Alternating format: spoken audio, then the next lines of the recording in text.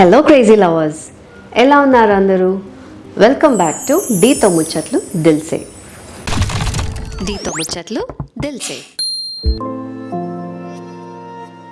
ఈరోజు నేను మీ అందరితో మాట్లాడేది ఒక sensitive topic. It is about rape.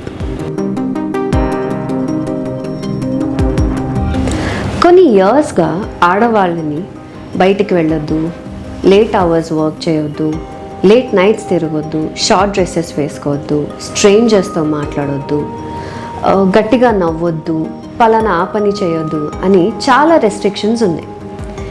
ఇవన్నీ ఎందుకురా బాబు అంటే they say it is for your safety. But are we really safe? NCRB ప్రకారం 2023లో 32,000 రేప్ కేసెస్ జరిగాయి. And in 2024 the number is on rise. Where are we going?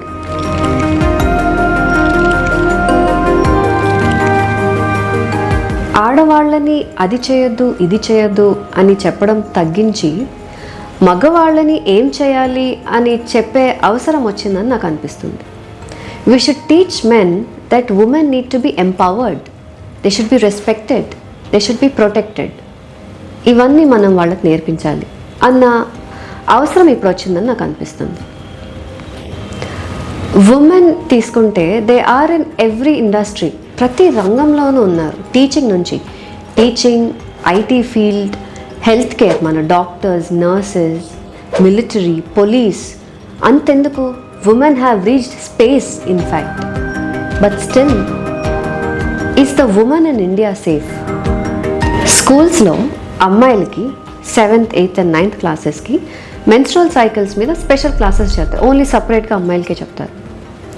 I think it's high time that అబ్బాయిలకి కూడా classes తీసుకొని rape ఏంటి, what are the consequences, what a victim goes through.